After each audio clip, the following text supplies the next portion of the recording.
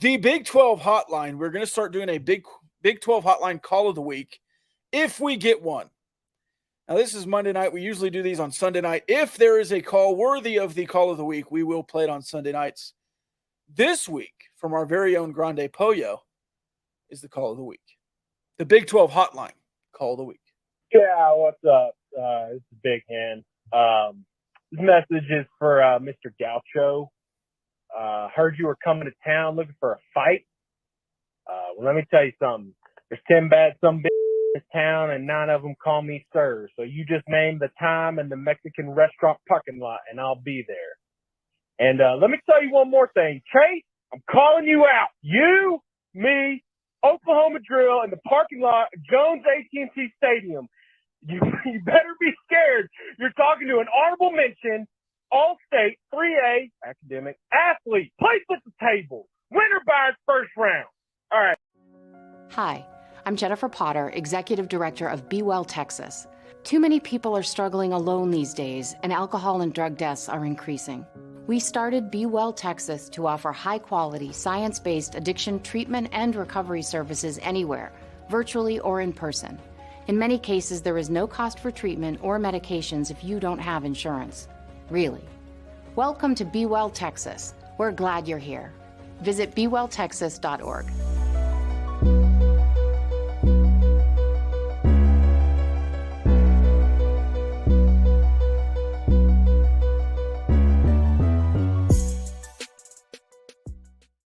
Oh, welcome to the Gamblin Gauchos. I'm Rob Bro. He's Kyle Jacobson with the Barnett Howard Williams rundown. We've got a wacky Big 12 weekend. We've got the American flipping the middle finger to the Pac-12. We've got another Mountain West team going to the Pac-12 potentially. Gonzaga, not so fast. And, of course, we'll dip our toe into the Matador Transit Mailbag. Kyle, how you doing, man? Good. All right. Let's see. We've got some Vikings football to talk about as well, if you want to, I guess. Sam Darnold, the man. I said it in 2019. I'll say it again for the first time 5 years later now that he's actually doing it. He's the next Tony Romo. I actually have a tweet from a long time ago when it was apparent that like he wasn't going to work out with the Jets. I was like, hey, if they're going to like pawn him off for a 4th rounder or whatever, I was like, I'm not ready to give up on Sam Darnold yet. And I don't know. I mean, this could all be a flash in the pan. But also, he's younger than Joe Burrow. I read that this weekend. He is. He So was very young in the NFL. maybe, I don't know. I mean, 27 would be a late bloomer, but maybe you look at, Jets, Panthers, not great situations to be in. And then you do 1 year in the Kyle Shanahan boot camp. I don't know. Maybe he's a decent quarterback now. He's played well so far this year. All right, let's get to the Big 12 weekend that was. But first, will you tell us a little bit about Barnett Howard Williams? Yes, Barnett Howard Williams, bhwlawfirm.com if you want to learn more. They are 3 double Texas Tech grads and attorneys, obviously. They hope you never need their services, but they are in your corner if you do. They do criminal defense, catastrophic injury, Title IX student litigation, and I heard them again on the radio in DFW today, so they are all over the place. I'm trying to think of a scenario. I always try to do some stupid legal pun. I'm blanking. I should have thought of that beforehand. But anyway, bhwlawfirm.com if you want to learn more, and we appreciate their support of the Gauchos. By the way, Cliff Kingsbury and the Commanders up 21-13 on the Bengals at half. The 0-2 Cincinnati Bengals. I'm just going to run through these Big 12 games. Stop me if you want to say something. Iowa State beating Arkansas State 52-7. Cincinnati 34-0 over Houston. We'll talk about more on that game. And Cincinnati's future in Lubbock on Wednesday. West Virginia 32, Kansas 28. West Virginia scoring 15 in the fourth quarter to close out a game. It was insane. Lance Leipold is now 0-3 against FBS competition when he doesn't have Andy Kotelnicki as his offensive coordinator. Did you see his statement today before they even play at home that they're hoping fans show up? Yeah, I think that's a really bad look. What? I mean, the ticket sales must be just paltry. Well, just acknowledging social media noise is weird to me. Like, to put out any kind of statement to that effect in September is, to me, just like throwing fuel on the fire. Yeah. SMU beating TCU 66-42, and Sunny Dykes getting tossed. I think I saw the first Power 4 coach to get kicked out of a game since like 2016 or something crazy. You know, it always amazes me, Rob, how quickly some folks can do a heel turn and come around to mine and your way of thinking. 3 games ago, TCU fans were assuring me that Sonny Dykes was, the second coming. And I was like, well, no, actually, he's like 54-65 or something like that against FBS competition as a head coach when he doesn't have Garrett Riley as his OC. And now 3 games later, they're like, this guy only averages 6.3 wins per year if you take out his one playoff run. Fire Sonny Dykes. He doesn't even know what the hell he's doing. It's like, that didn't take long, guys. Maybe you should have just listened to me back in July. Yeah, so a listener sent me the Garrett Riley numbers. This is his math. He's 63-64 without Garrett Riley. I think that includes FCS games. Okay, so FBS only. Yeah, 'Cause FBS. that's his total record is 63-64. So even total, he's underwater. Yeah. And then- FBS, though, I think is like 56-65 now. And then with Garrett Riley, 28-9. That's 76% win percentage. And again, that's everybody. Yeah, but probably only 2-3 FCS wins in there. So yeah, I mean and they'll tell you like Garrett Riley stinks and Clemson's offense has been bad. Like, okay, but we've got now like what, a 12-year sample size with Sonny Dykes as a head coach at several different programs, several different coordinators. And other than that one season with Garrett Riley, it's like he is what he is. Yeah, so that's four programs. Went 8-5 and 9-3 his final 2 seasons at La Tech and 11-12. I got him the Cal job. 1-11, 5-7, 8-5, 5-7 at Cal, 5-7, 10-3 at SMU without Riley.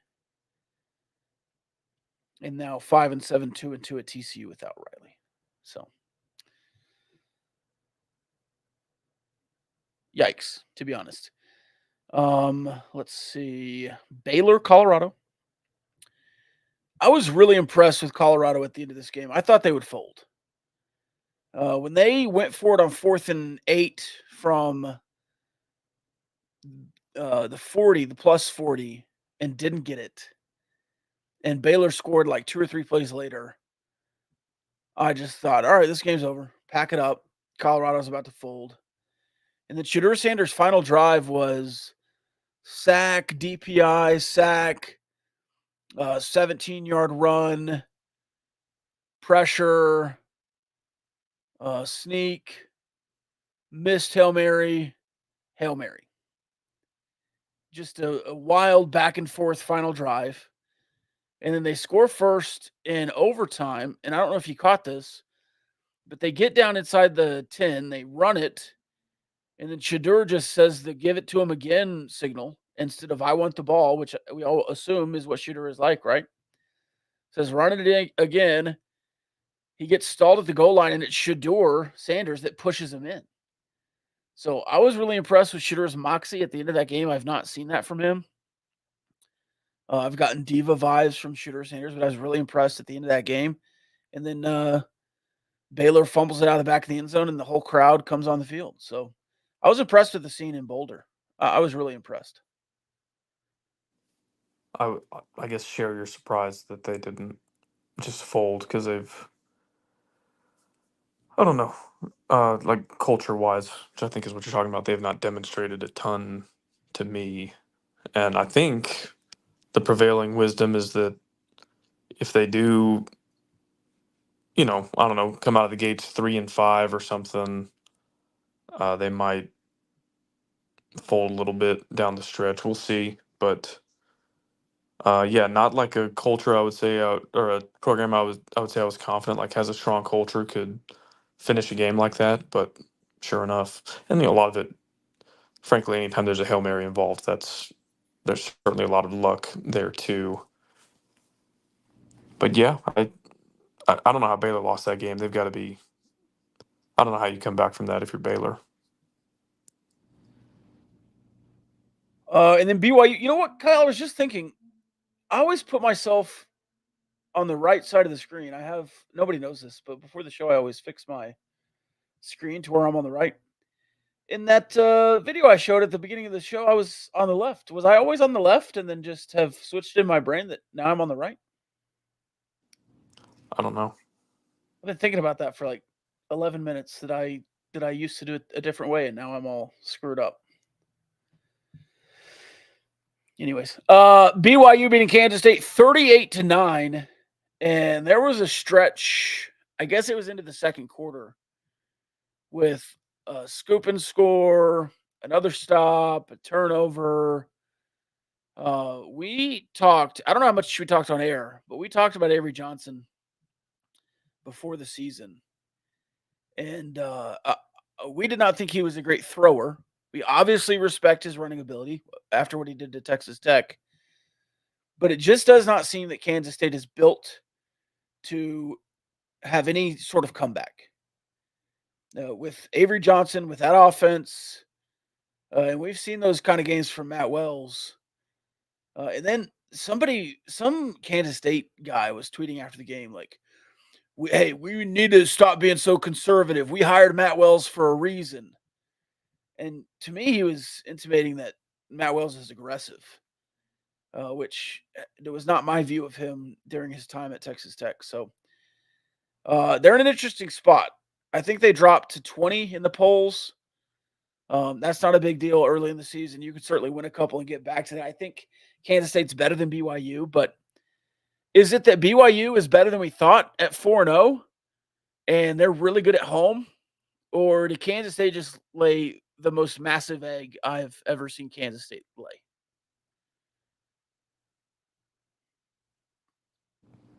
That's the part that was. I mean, like, yeah, you lose games sometimes. You get blown out sometimes. But they lost by like allowing a punt return for touchdown, committing way more penalties, more turnovers. It's like the antithesis of Kansas State's football identity. I think them and Virginia Tech since the turn of the century have like an absurd number of non-offensive touchdowns. And like if they were going to do anything right, it was not commit penalties, not commit turnovers, play smart football. So to see them lose in that fashion was a little bit jarring. Like you don't see Kansas State play many games like that. And maybe BYU is a lot better than people thought. Um, it does seem that's turning into a really, really, really tough place to play because even when expectations aren't that high or something, they've got 64,000 fans there. They get that late night window, and you might be a touchdown better than them on a neutral field, but then you go there and all bets are off. Um, Having that game right after the Baylor Colorado game and playing into that late window with I thought exciting games, even though the BYU Kansas State game wasn't close like Baylor Colorado. Still just like a really fun brand of football to have on TV. And so I thought that was a good sign for the conference that like you're playing when nobody else is playing and it's compelling, interesting football.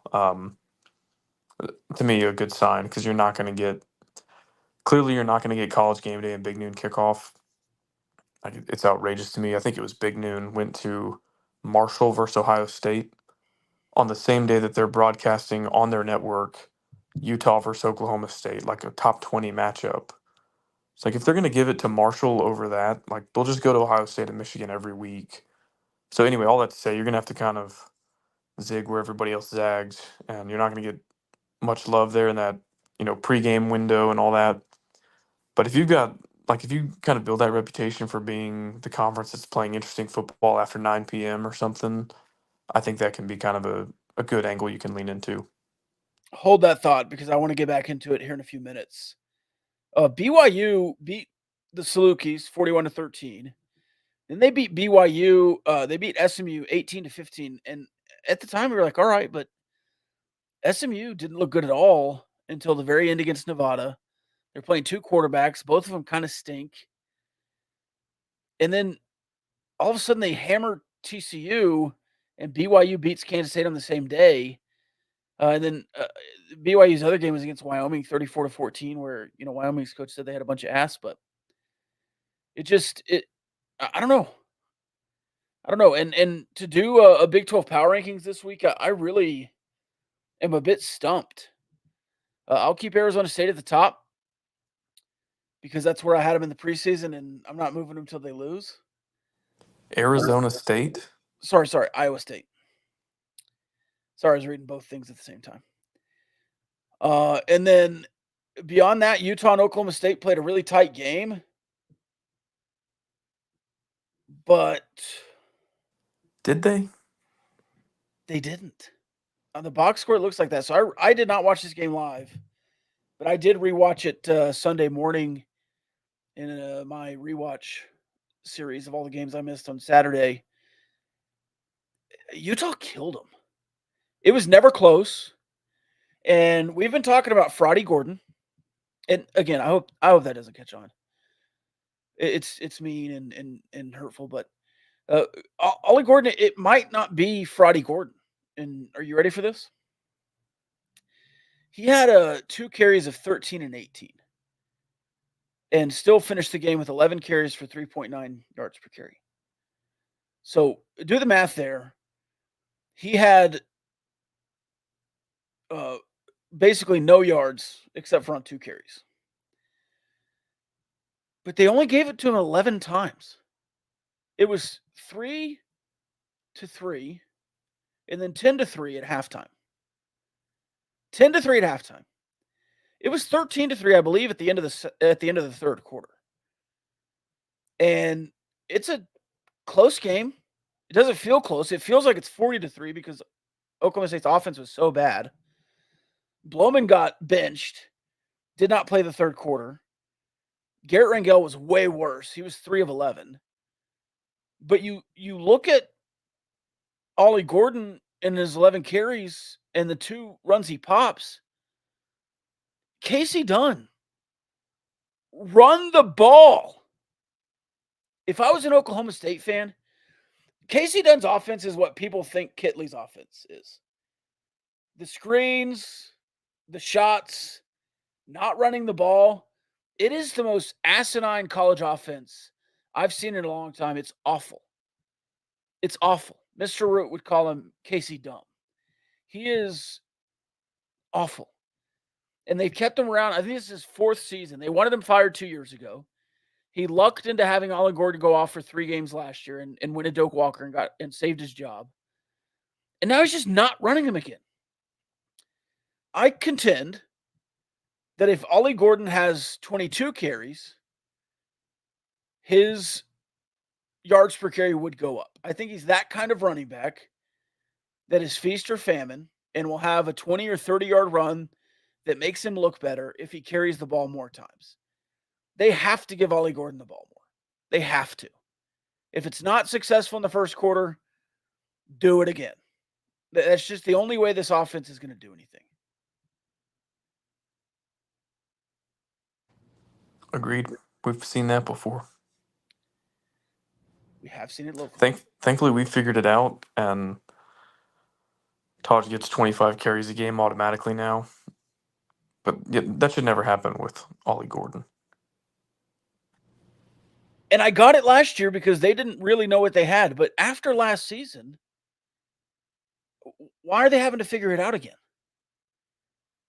Who looks at that roster offensively, Kyle, and says, you know what? I'm going to put the game on the back of Alan Bowman and Garrett Rangel with Brennan Presley, who's a good receiver, but not big and physical, and Gavin Freeman, who I did not know went to Oklahoma State until the rewatch. He's the Heritage Hall kid that committed to Matt Wells and then went to Oklahoma, and now he's at Oklahoma State.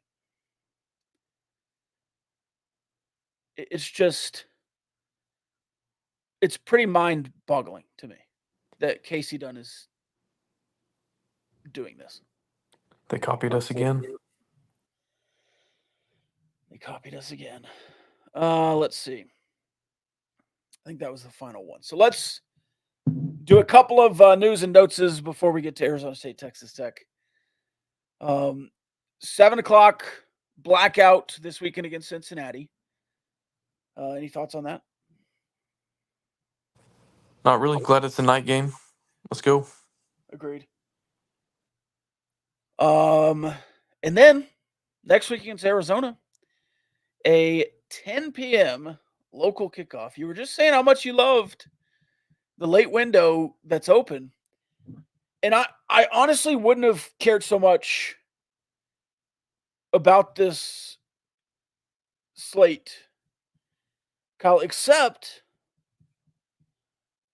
you don't have any early window games. You've got 3 o'clock Central game, a 6:45 game, a 7 p.m. game, and then a 10 p.m. game Central. Like, you don't have anything any later than that or earlier. You don't have a 2:30. You don't have an 11. Everything starts at 4 Eastern or later. What network are we on? Big Fox. Oh, sweet. Big Fox at 10 p.m. Okay.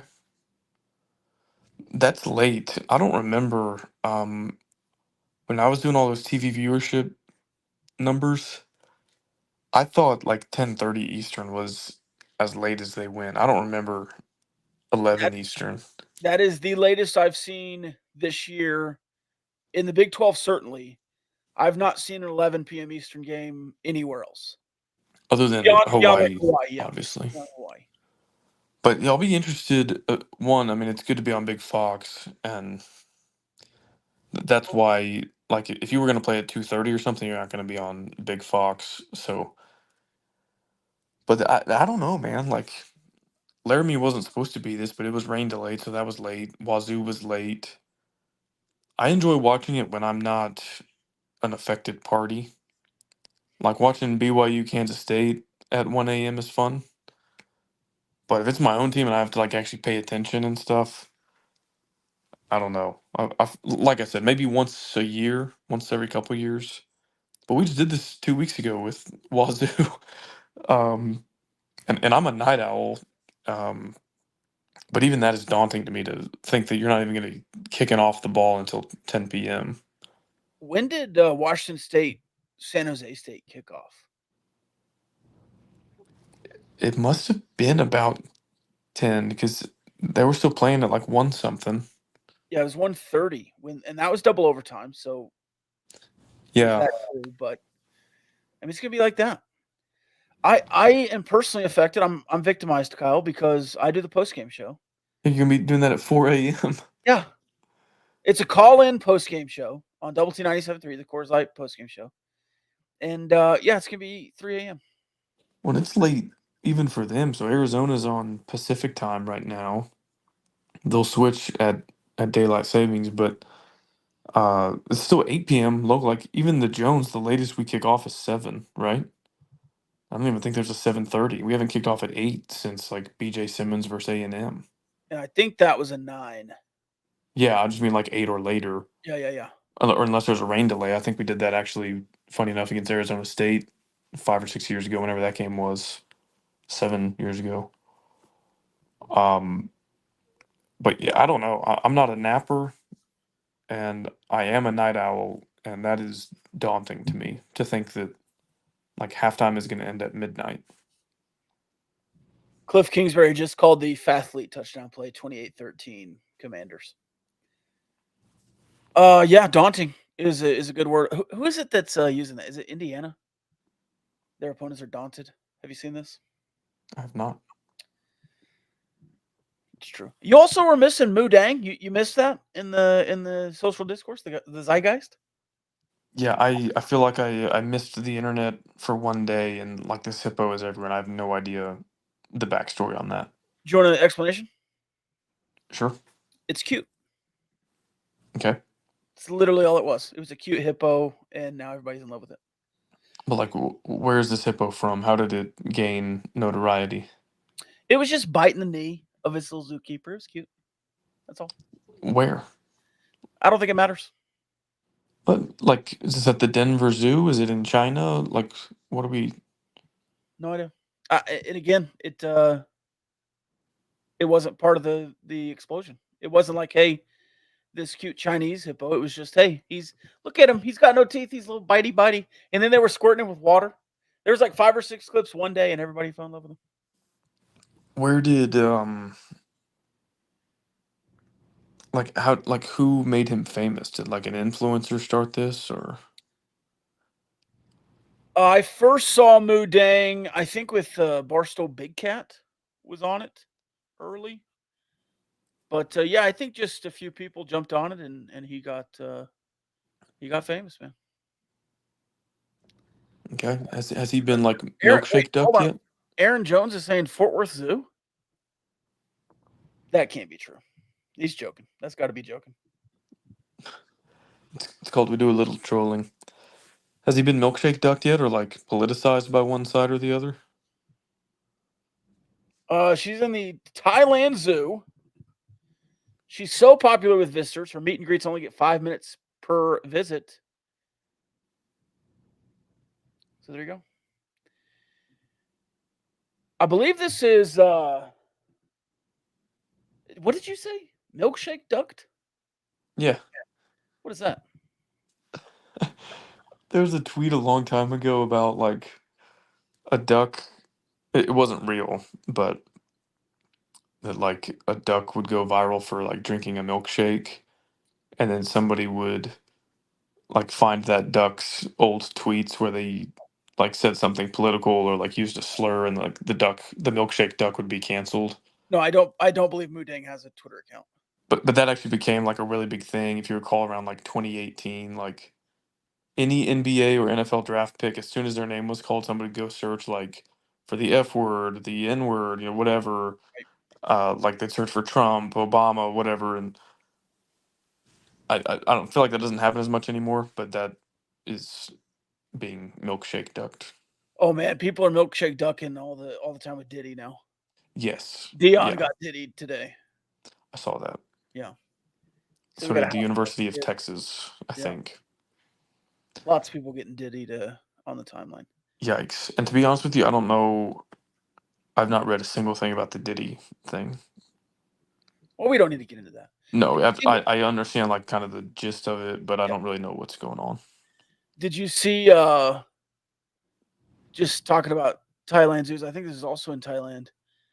They painted the dogs as pandas. Yes. That was awesome. The Commanders are killing the Bengals. That's awesome.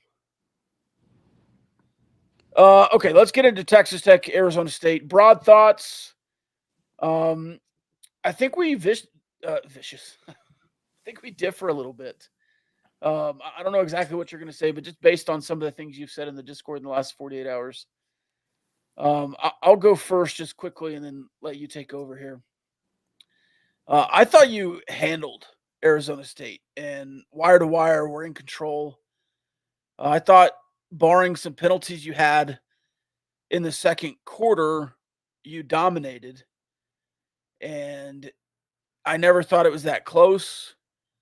And I feel like if you'd kept the gas on instead of going chew clock, which I was appreciative of, you could have beat them even worse. I thought you got gassed out a little bit at the end defensively and kind of gotten some prevent I didn't like and allowed some passing yards at the end of the game you probably wouldn't have otherwise. But I thought you stepped on their throats early, and then the penalties kind of killed your momentum in the first half. You recovered, kicked the field goal, took a 7-point lead in halftime, and I just never felt like it was out of control at all. I thought the defense played really well, and especially relative to where they were weeks 1 and 2. So that was encouraging. Really, the only play that bothered me was, and I guess they just timed this perfectly, but they were like releasing Scadaboo out of the backfield. We were blitzing McCarty from the same side, so there's this huge void. And that was one I don't think he scored, but got like 60 yards or something. And then they eventually punched it in. Maybe he scored. I can't remember. No, he didn't. But yeah, I mean, like you balled it up their run game really well. I don't think their quarterback was very good, which was fortunate. But offensively, you were borderline dreadful. Taj kind of broke through toward the end, which is good. I'm glad they stuck with it. But you averaged 4.5 yards per attempt throwing the ball. That's terrible. That's like a long way from even mediocre. Arizona State wasn't good either in that respect. They were mediocre or average. I think they were about 7.5. And then both teams were about 4 point something yards per carry. Usually in a game like that, like if I only knew those two stats, each team's rush and pass attempt average, if one was markedly ahead versus the other, I would think, well, whoever's behind could still maybe pull ahead if like there's a big penalty or turnover discrepancy. There wasn't. Both teams highly penalized. 1 turnover for Arizona State, none for Tech. So like my first glance at the box score was like, we were maybe a little fortunate to win the game, not from a game script standpoint. Like, yeah, you were 7+ points ahead for the vast majority of that game. But then some of these, like Bill Conley's post-game box score analysis kind of confirmed that he said Tech had a 33% chance to win, like based on the post-game box score. And then the what's called the success rate chart, the net success rate. Yeah, did we really get beat that bad or whatever? Yeah, Arizona State, we were actually underwater in that respect. We're like, and that happens every week. There's like a team that's underwater, a team or two that's underwater in that category and still wins. But I don't know. I'm not that confident that, like, if you play that game, um, throwing the ball for 4.5 yards per attempt and all that, that are up by 14 late in the fourth quarter like you were Saturday. So I kind of agree with you because sitting in the stadium, I never really felt it was really in that big of jeopardy or anything. But the numbers aren't good at all. So that's the concerning part for me is that feels like the game script was just such that like you got ahead early, which is great. Um, but I don't know. I just think like the per down, per play kind of stuff, if you don't fix it, is going to catch up to you, and you're not going to win many more games like that. If you played that game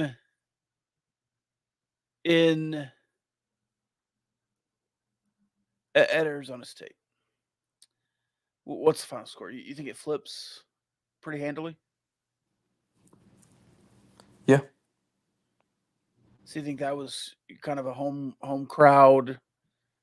You kind of control it because you're at home. You got the ball first. It was that kind of win.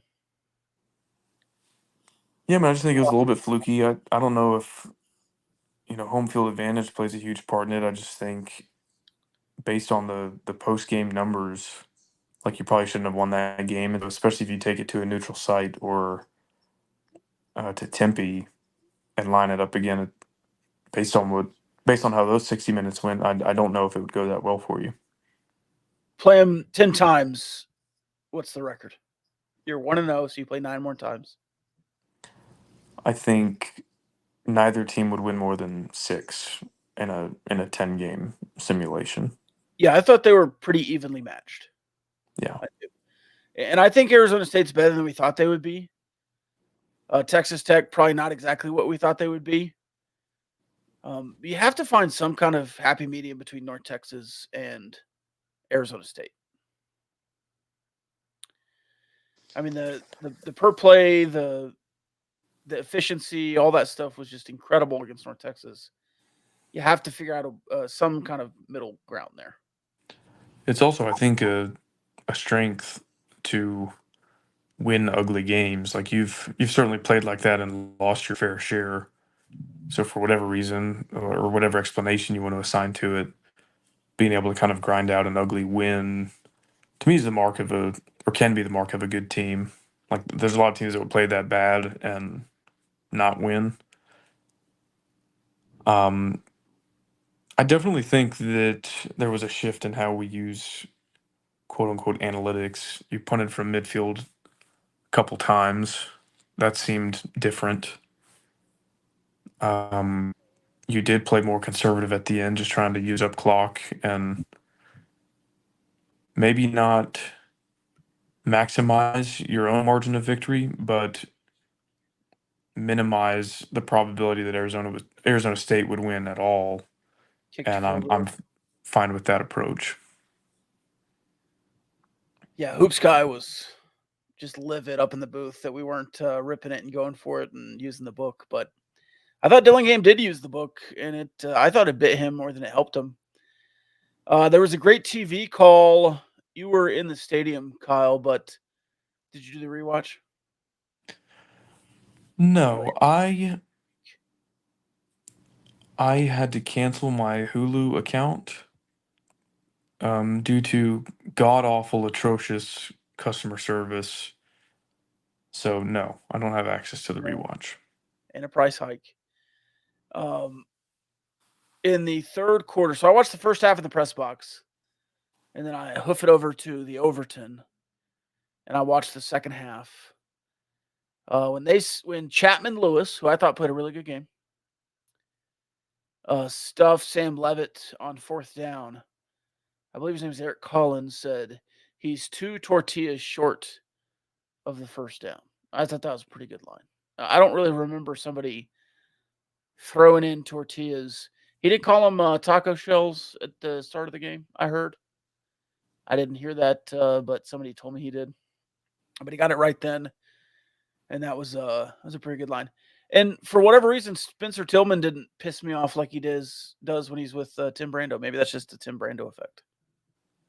The Tim Brando effect.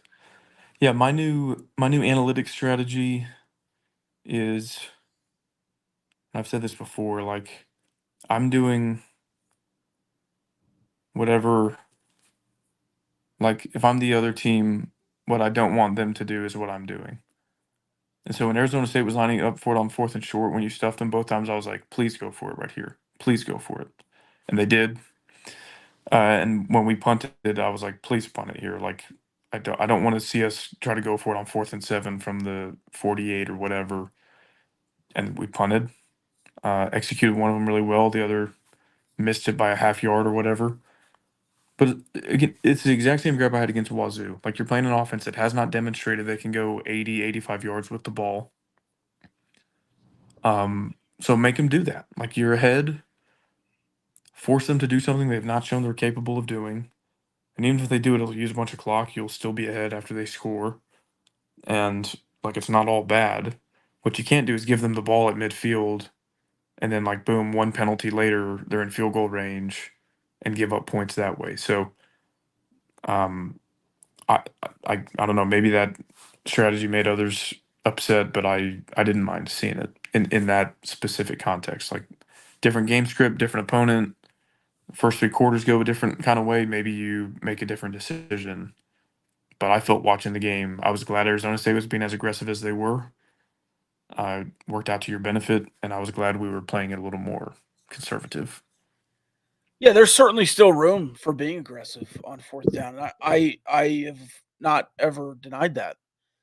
But it just feels like with this team specifically, and it worked this weekend, so that's kind of confirmation bias. But for this team specifically, it just feels like kick your field goals, get your points when you can get them.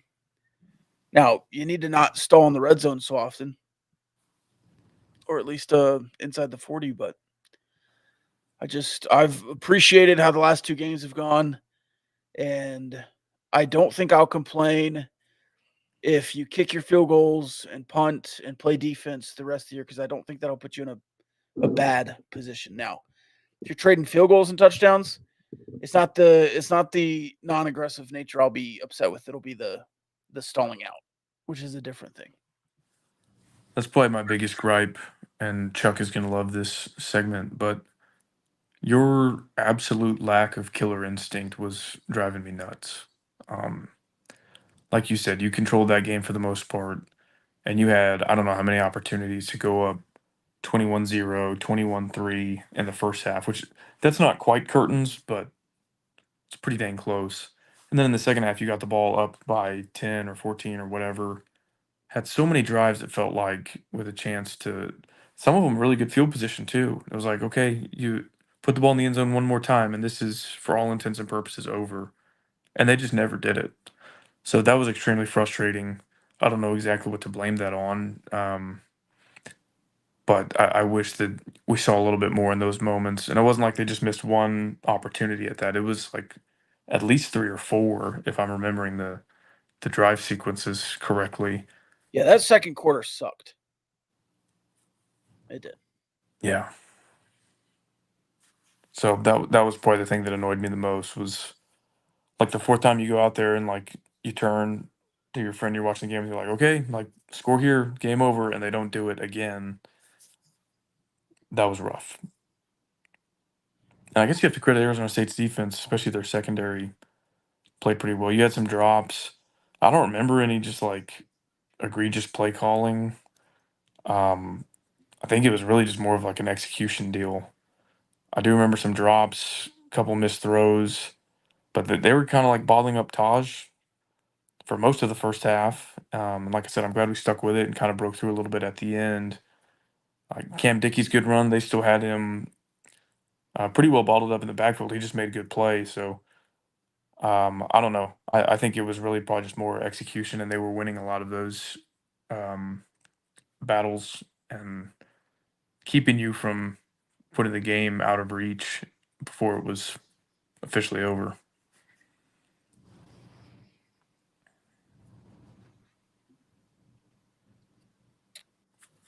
It was 14-0, and I think you had the ball. If not, you had the opportunity to have the ball, and that's when you had the 2 big penalties that allowed him to get all the way down the field and score that first points. I don't remember if it's a touchdown or field goal, but it's a big difference. The only really time I felt nervous was when Jalen Conyers fumbled. They scooped and scored and then overturned it. Yeah.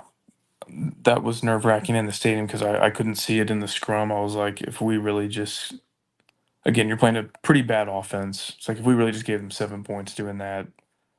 That reminds me of another sequence, though, that kind of triggered me. Actually, just one play. Can you guess what play that was?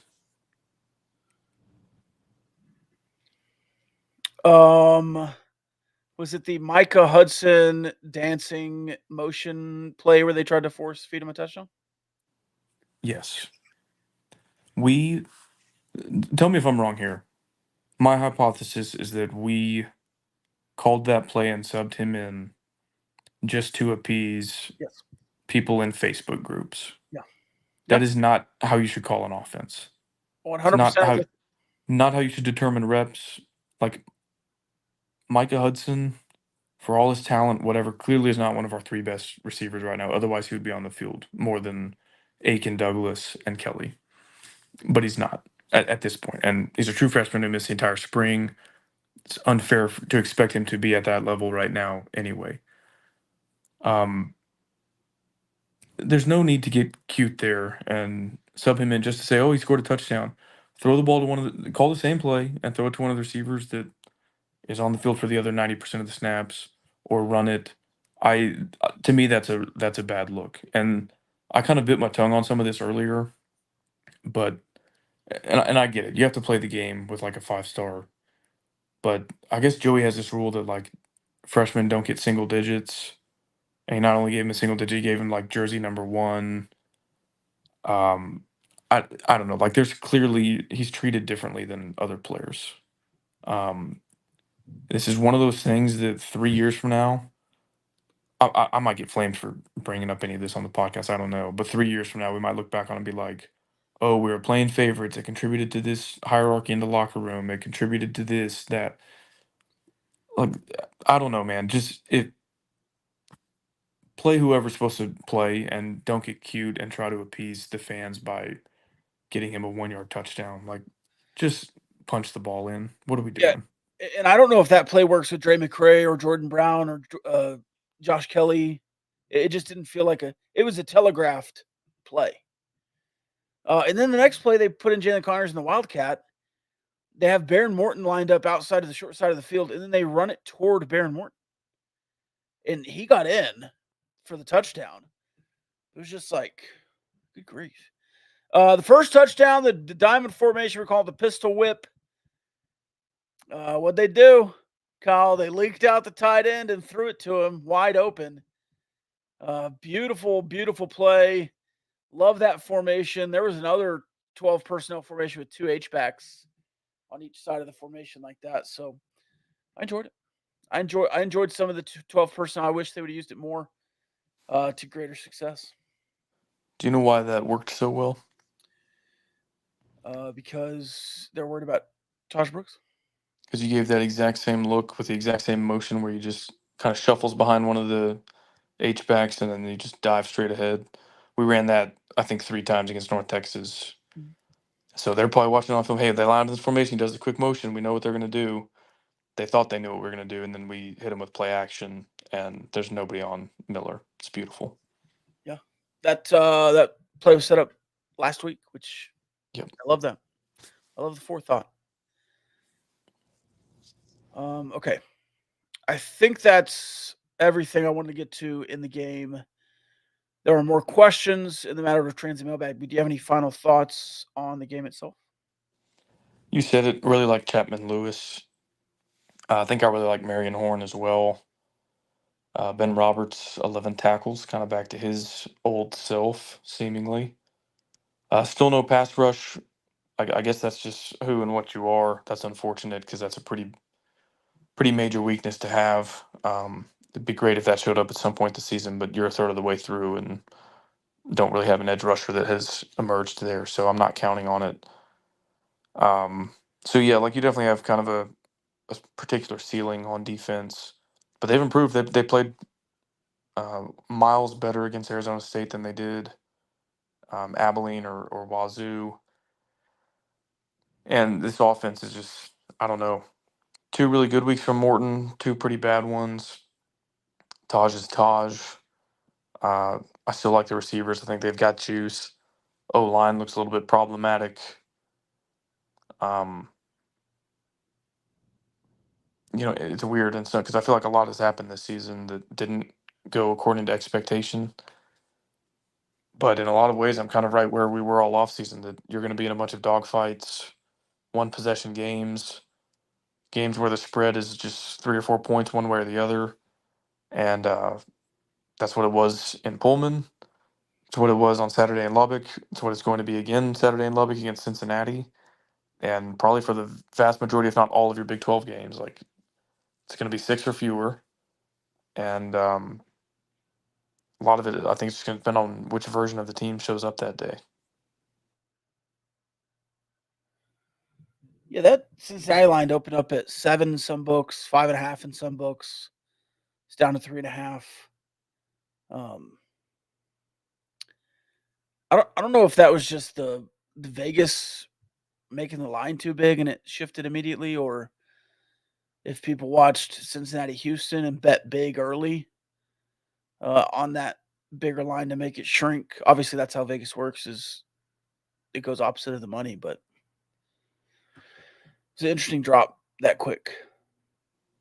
Yeah, I was surprised it was that high at the open, and a little bit concerned it got bet down that much that quickly.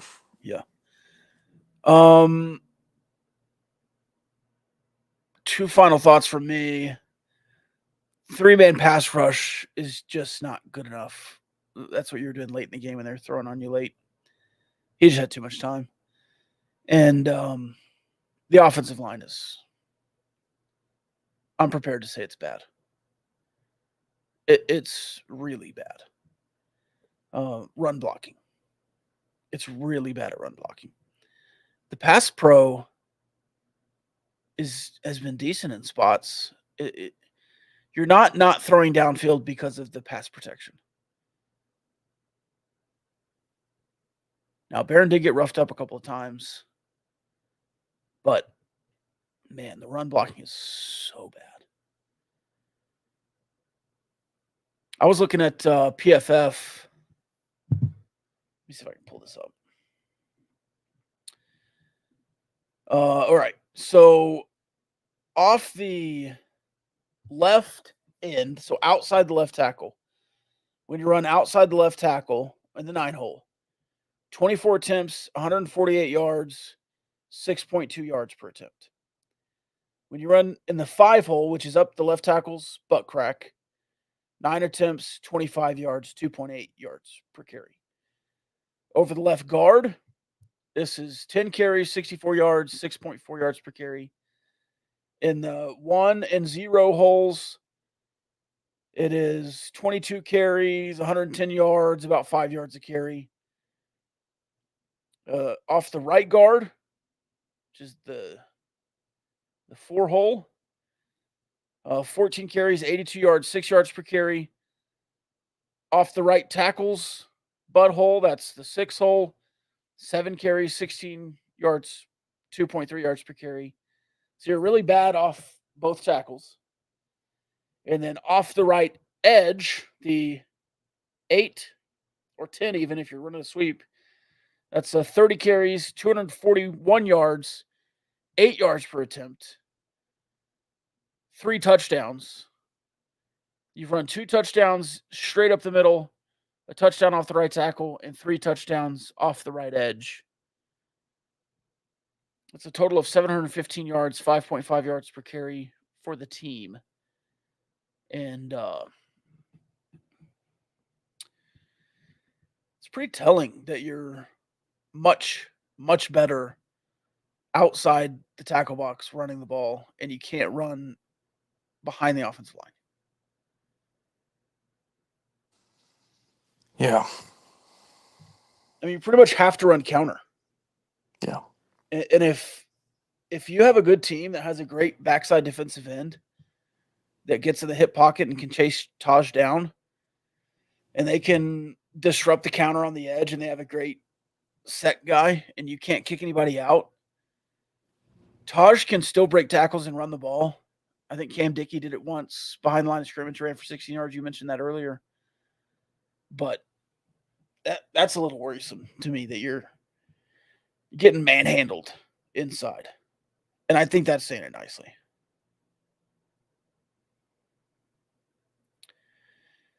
Yeah, Christian says, I think the outside success is all tight end run block. That's a lot of it. And that's the counter we're talking about. Because a lot of times it's tight end tackle pull-in or tight end guard pull-in and you're running outside.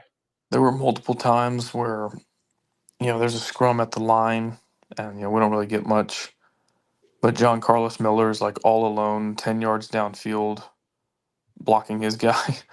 I'm like, just follow him. Yeah. He's clearly pretty good at this. He's moving bodies to the second level. So I think he's got something, but, it doesn't matter if we can't break through the line to begin with. All right, let's hit some Matador Transit Mailbag. We do the bulk of the mailbag every Wednesday night. Most every Wednesday night, sometimes Friday night. And that is on Patreon, patreon.com/Gamblin Gauchos. You can join us there. It's just $5 a month. Incredible Discord, incredible atmosphere. The game day threads are electric. After the first couple of games, you delete the game day thread and try again. But we're running a 3-week stretch with a pretty positive game day thread, so we've kept it running. Maybe we do that until we lose one. So hopefully we can have the same game day thread the rest of the year, Kyle. All right, let's get into some mailbag. Texas Tech had the Ag game against North Texas last week. Did Texas Tech miss an opportunity to have a stadium flyover with a crop duster? Should that become an essential part of the Ag game going forward? Formerly known as the Celebrate Cotton game.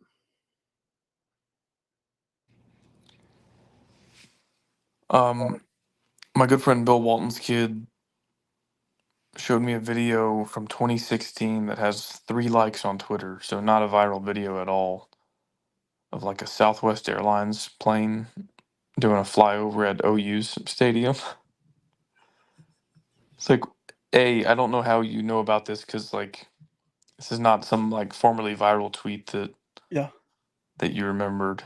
But like, B, how is this not more viral? Because it's hilarious. Like, it's literally kickoff or whatever, and it's just a Southwest Airlines plane, and the fans are like cheering and stuff. It's like, y'all know this isn't like a military. I don't know. I thought that was funny. So I don't know about a crop duster, but like a Spirit Airlines flyover might be kind of funny just for the lulz. Yeah, we got to get a flyover happening. Oh, by the way, before we get too much further into this mailbag, I didn't want to say one thing before we get too far in. Met a ton of picadors in my role with Double T 97.3 on the pregame and postgame. I'm kind of out in the mix on stage beforehand. I believe it was Barnett Howard Williams that came on stage and shook my hand during the show. I couldn't hear him, but I believe I was alerted to that fact later. That was awesome. Come on up. Well, not he can come up. Not everyone else can come up during the show. But I did get to shake his hand. That was awesome. Other people just standing there watching. One guy was like, "Hey, I just listened. Are you Kyle or Rob?" Which I thought was pretty funny. I am Rob. He's Kyle. And so it was just really awesome. There was I generally think our fan base, right? Our audience is, men of a certain age. Generally, that's who listens to sports podcasts. But there was like a woman who's a little bit older than us, maybe not much older. Wearing a Gaucho shirt. That was really cool to see. Gave me a big wave in the pregame. There was a much older woman walking by in the postgame. Was like, "Oh, I follow you on Twitter." That's fun, And so I saw a lot of people that recognize the podcast, recognize the Gauchos. That's just always fun to see. So if you see us out, we got an Instagram DM of some guy just taking candid pictures of Kyle in the game. If you see us, maybe not the sneaky photos, but if you want to come say hi to us. It's a lot of fun. And I bring this up because a listener gave me this hat, and I've got one for you, Kyle. It says, "Make Lubbock great again." And I love the hat. It's a great fit. But I do want to say, Lubbock's already great, man. I don't know that we need to make it great again. I think it's always been great, and it's just getting greater. So maybe a Make Lubbock Greater hat, as we always aspire to do, especially the folks over at Visit Lubbock, who always want to make Lubbock better and really just want you to know how great Lubbock is.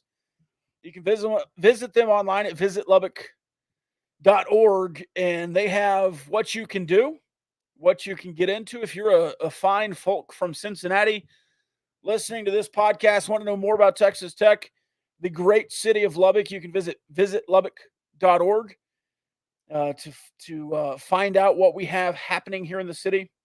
There's a schedule of events. If you're in town and just want to kind of find your way around, that's a great resource for you.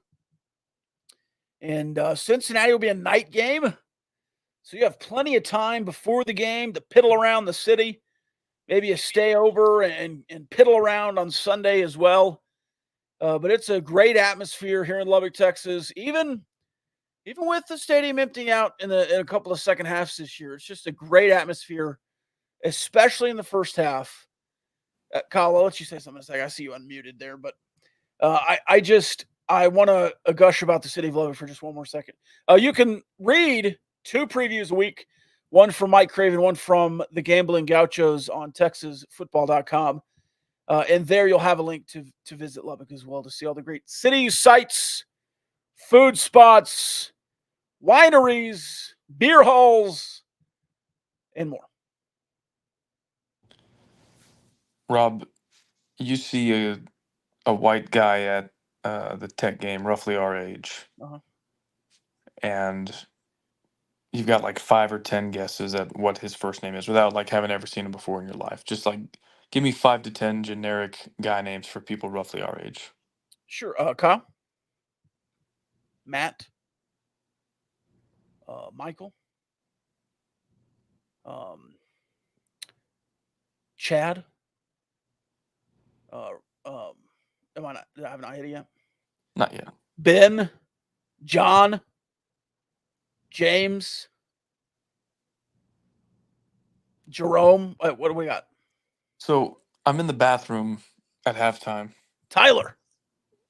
I got it. And I'm like in between. I'm on my way to the sink to wash my hands. And this big crowd during halftime, obviously. Yeah. And this guy like stops me. He goes, "Kyle?" And I was like, "Yeah." I was pretty sure I've never met this guy before in my life. Yeah. But again, it's one of those moments I'm like, shoot, like, did I meet you once at a work function? Like, am I supposed to know who you are and I don't? Or, like, it probably felt like longer, but it was probably like an awkward half second. And I was like, maybe he's just like a podcast listener. And he goes, "Tyler." And I was like, yeah. Like, I probably know like 12 guys named Tyler. He was like, "Tyler M from the Discord." I was like, oh, because this guy has like never used his actual picture for his profile picture. Yeah. It's like I 100% knew like who this guy is, where he lives, what he does for a living, his sense of humor, but not his face. Yeah. So it was kind of just like I think he was our very first Patreon subscriber after my dad. Been. Yeah, after my dad, he was like our very first subscriber. So he like, it was kind of awkward because I was like trying to wash my hands before I shook his hand, but he's a pretty assertive handshaker, which I respect. I want to shake his hand. He must have listened to the last episode where I, coached you up on a good handshake. I had a couple good handshakes, by the way. I think me and Brandon got a good handshake in. You got web to web? Yeah, I think we did. Good. So anyway, yeah, even in the bathroom, it's not weird. Come say hi. I'll say it's a little weird, not in like a bad way. Kind of funny when Rob texts me, he's like, "Hey, check the Instagram DMs."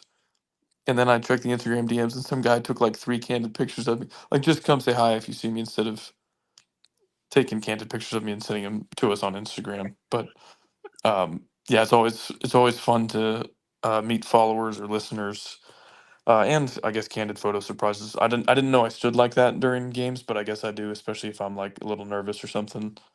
You have the good assistant coach stance.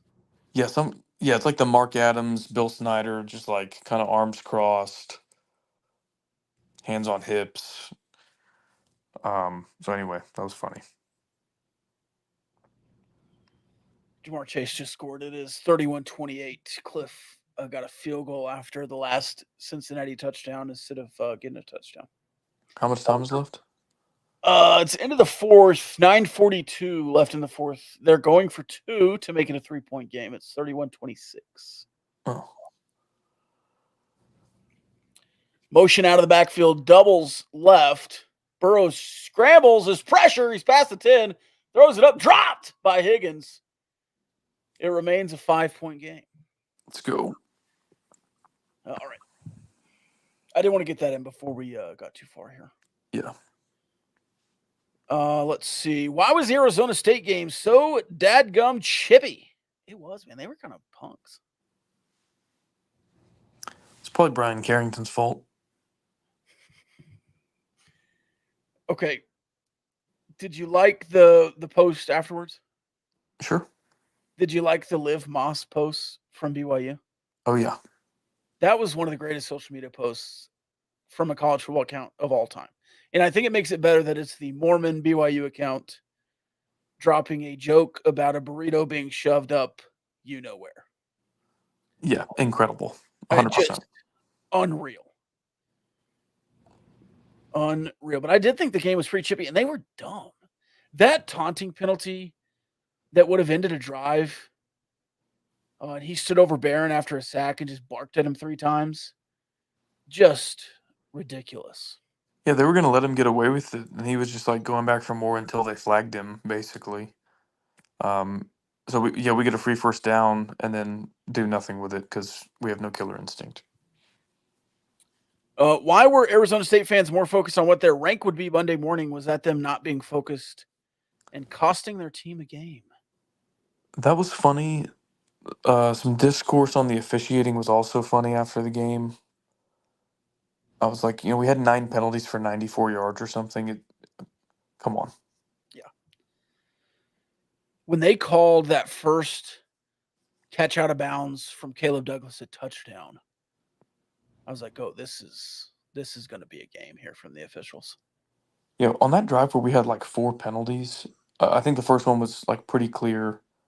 But then after that, I was like, what are we doing here? Like, Jalen Tyson's brother like barely gets touched and just like I guess cries loud enough to the ref and gets. I was like, is this Randy Moss out here? Like he's getting this call for what? I couldn't believe it. The holding down the right sideline on your side of the field, going right to left, down the field was egregious. I thought the 1 or 2 before that were like, okay, fine. It's ticky-tack, but I understand that call. But yeah, the hold all the way down the field, I did not see that one in particular. And then there was another one that was 10 yards overthrown, and they still called it. Maybe I don't understand the rules. Last night, Sunday Night Football, Trent McDuffie is just like standing there in coverage. The receiver runs into him. He's like pretty much flat-footed. The receiver like runs into him, initiates contact, and like gets bumped off of his route. Like McDuffie barely moves, and they call DPI. I was like, is he supposed to like lay out of the receiver's path? Otherwise, it's DPI. Like I don't know. And then I mean, it was just I think bad both ways. They called one on I guess pass interference, maybe holding on Arizona State, and they showed the replay. And I was like, that looked like good defense to me. But they've made that call against us 3 times, so I'm not going to like complain. At least they're calling it evenly, even though they're not calling it correctly. But yeah, those refs were terrible for both sides. False start on the first play for Washington, 1st and 15. If Arizona State had beaten Tech, would they have been ranked in this week's AP poll? So they had gotten some votes last week, but just like 4. So I think it might have been close, but I don't think they would have been ranked. I don't think so either. Question for Kyle. Who tops your fraud list? Ollie Gordon, Jaden Ott, Avery Johnson's passing, or someone else you can think of? It has to be Gordon because nobody's ever really lauded Avery Johnson's passing, and I never thought that highly of Jaden Ott. I mean, he's like a good player, but not in the Ollie Gordon tier. Ollie Gordon now, I think like it was 4 of his last 5 games last year, and I think 3 of his first 4 this year. So 7 out of his last 9 under 4.9 yards per carry. Yeah, and like some of that, like he had to play Texas. Yeah, amazing run defense, but others it's just like he's just not moving the sticks. Kyle, let me set you up the scenario. Okay, you're going to be a coach. You're a generally reserved, maybe philosophical head coach at a religious university. And you've just given up a Hail Mary in regulation and then fumbled out of the end zone in overtime. Your job has been talked about as you being on the hot seat. And you just lost another game in brutal fashion on the road. And your play call for prevent is called Victory Cigar. And I ask you about that final sequence. Hey, coach, can you talk me through that final sequence? That's a bad way to ask a question, but that's what they do. Can you talk me through that final sequence of regulation where you gave up the Hail Mary? would you answer, yeah, that play call is actually called Victory Cigar. Would you do that in that scenario? Got to be honest with you, I don't have very good situational awareness at times, so I might have, but I can acknowledge that you shouldn't. Yeah, you should. You should. That I would take that to my grave. That play. Now, maybe I do it like after a 3-game win streak, haha. Hey, that worked this time, but remember against Colorado, that was called Victory Cigar. Like that's, or maybe like at my deathbed when I'm writing a book about myself, I put that in the chapter of Turning Point where I turned it all around at Baylor. But I mean, that is just dumb. It's dumb. The question really in the mailbag was, is Dave Aranda on the hot seat again? Not that he ever left. Yeah.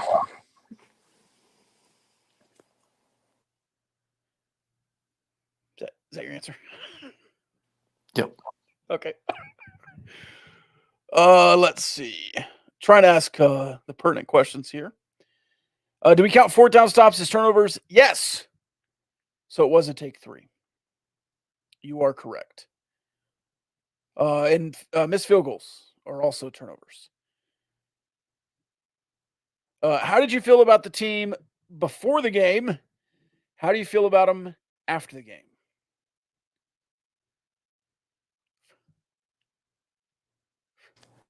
I was very uncertain what this team was before the game and still mostly feel that way. So I don't know if I feel any better or worse or more certain. Although This is what it does seem like things are kind of leveling off a bit. That like you won't play as bad as you did against Wazoo ever again, and you won't play as good as you played against North Texas ever again. So I don't know. Maybe that offers a little bit of clarity. Yeah, I thought Texas Tech would win by about 10, and they did. So I did not change my mind much on the team at all, really.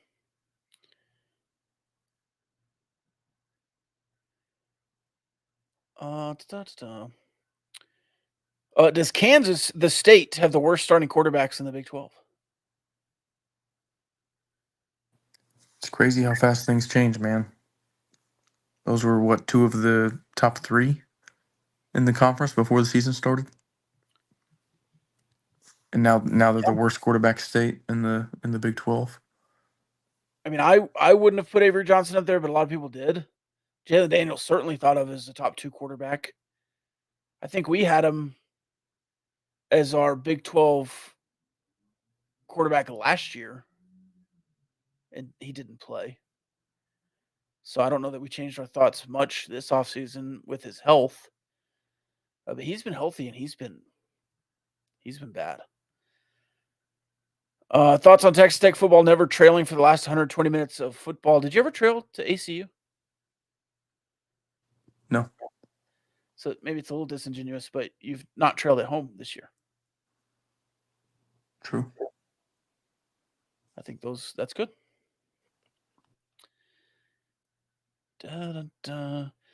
Joey credited Matt Rule for watching our tape after the Washington State loss, saying we need to run more counter. For football noobs, what run play is this? Asking for a friend. Counter is basically when 2 guys pull, usually the guard and tackle, but it could be like the tight end tackle or guard and tight end, usually with like a bit of misdirection as well. So, the back kind of fakes one way and then follows the pulling guard and tackle the other way. Yeah, how Texas Tech runs it, there's 2 kinds. There's a same side counter and a counter, true counter, a GT is what they call it. Well, the same side counter, you take a full false step and then run behind the pulling guard or tackle or tight end. And then when you're on this side and you're running this way, it's more of a head nod, just to get the linebackers off kilter a little bit. What did y'all call counter in high school? We did not have. We ran the wing T. We didn't have a true counter. We had the GO. We just called it GO. It was just a sweep. But if the backside guard was pulling, it was an O. If the play side guard was pulling, it was a G. That's how we labeled our pulling guards. We called it Tiger. You got a T and a G in there. Yeah. You want to know what this is called dart, when only the tackle pulls. You want to know what we called that? We called it the Tito. What would you call it? Titan. Titan. Tito was a gentleman who played in the 90s for Lubbock Christian. And he did it so well that they named it after him. I love that. Not sure what they called it before that. But our only real counterplay was the 449 GO. But that was basically the 4 series.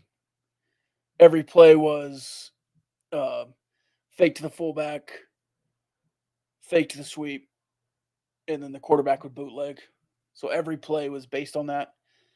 So you're on the 431 base, hand off to the fullback, 428 GO. The next step would be giving it to the running back, and then 419 G would be the quarterback bootleg. There's a 449 G where you do all that and then hand it to the wing back going back around the left.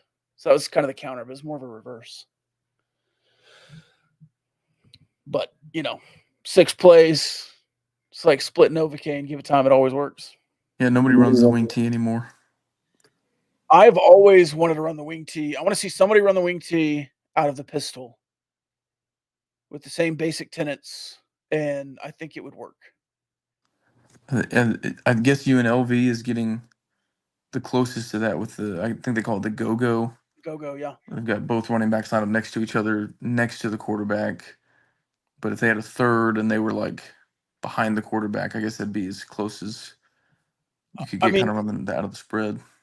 Can you imagine, Kyle, the pistol, and it's Tharp right beside Barron or any of the tight ends, and then Taj behind him, and you get Taj just running downhill, and you're just running off tackle or wide zone. I mean, it's just – and if you want to run the counter, Tharp can fill backside, and then you run away. Yeah, and then when they get used to him filling backside, he doesn't, and then continues and just leaks into the flat and is wide open. And yes, yeah. I would love more downhill attacking. I mean, Taj is just so good. I think Cam Dickey is too. And oh man, Jacoby Williams nearly broke one. That would have been awesome.